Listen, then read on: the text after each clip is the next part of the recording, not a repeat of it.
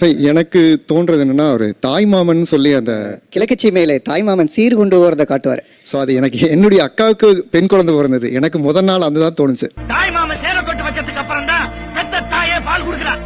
இன்னைக்குமே கூட தாய்மாமன் சீர் அப்படின்னு ஏதாவது ஃபங்க்ஷன் வந்தா கூட மானூத்து மந்தையில மாங்குது அந்த பாட்டு தான் போடுறாங்க. மானூத்து மந்தையில மாங்குட்டி மெத்தமையில.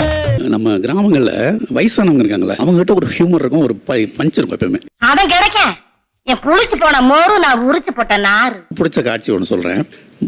மண் வாசனையில மக வயசுக்கு வந்துடுவா, முறை செய்யறதுக்கு கூப்பிடுறதுக்காக விஜயன் வருவார். ஒண்ணு சமைஞ்சிருக்கான்னு சொல்றதை விட்டுவிட்டு ஓரப்பாயில ஒண்ணுக்குற மாதிரி வளவன்னு பேசிக்கிட்டு இருக்கேன். காந்திமதி வயசான பாட்டி உட்காந்துருப்பாங்க திண்ணில.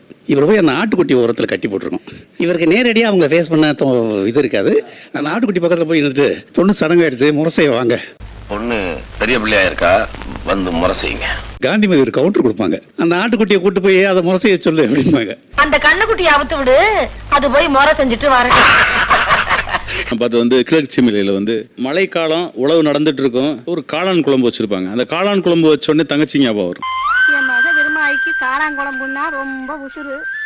நம்ம நல்ல சாப்பாடு சாப்பிட்டு இருக்கல, அந்த தங்கச்சிக்கு கொடுக்கணும் அப்படிங்கிற ஒரு தாட் வர முடியல. அது எப்படியாச்சும் கொண்டு போய் சேர்த்துணும், இங்க வாடா அப்படின்னு சொன்னோடனே அந்த வடிவேலு கேரக்டர் கூப்பிட்டு அந்த சாப்பாடு. நான் ஊருக்கு போயிருந்தேன்ல, அப்ப உனக்கு பிடிச்ச காளான் குழம்பு உன்ன மாயாண்டி கொடுத்து நினைச்சுமா, அந்த கிளவி கொல்லிக்கணும் பிறகுள்ள எங்கிட்ட கொண்டு வச்சு சாப்பிட்டுட்டா. ஒரு கேர்ள் நம்ம ஃபேமிலி விட்டு போயிட்டாங்கன்னா அப்படியே அவங்கள மறந்துறது கிடையாது.